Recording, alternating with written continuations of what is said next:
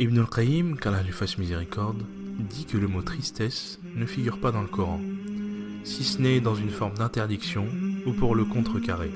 Et la raison en est qu'il n'y a aucun avantage d'avoir de la tristesse dans le cœur. La chose la plus chère à Shaitan est de rendre l'esclave croyant triste en l'emmenant hors du chemin. Le prophète sallallahu alayhi wa sallam a cherché refuge contre la tristesse auprès d'Allah subhanahu wa ta'ala. Ibn al-Qayyim dit: la tristesse affaiblit le cœur et diminue la détermination et la volonté d'aller de l'avant.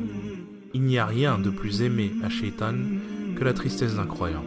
Pour cette raison, soyez heureux, optimistes et pensez en bien d'Allah. Ayez confiance en ce qu'Allah subhanahu wa ta'ala est capable de faire et dépendez de lui. Vous trouverez le bonheur et le plaisir dans toutes les situations. Ibn al-Qayyim dit: ne gâchez pas votre bonheur avec le sentiment d'inquiétude et ne ruinez pas votre esprit avec le pessimisme.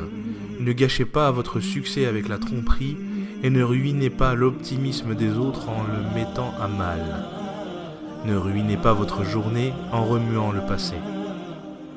Si vous pensez à votre situation, vous trouverez qu'Allah subhanahu wa ta'ala vous a donné des choses sans que vous ayez eu à le demander.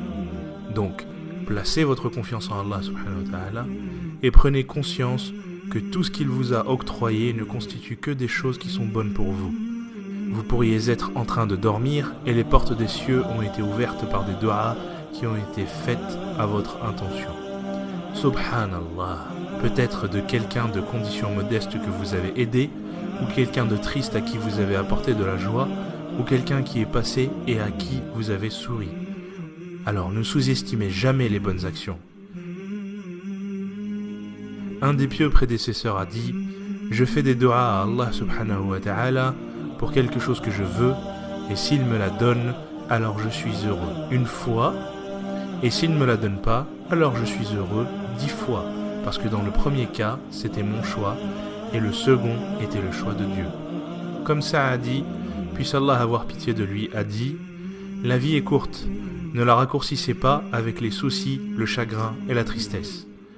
Alors soyez le gestionnaire d'un cœur qui respire le bonheur et la satisfaction. Puisse Allah subhanahu wa ta'ala faire de chacun de vos moments des moments de bonheur et qu'Allah nous pardonne tout. Amin.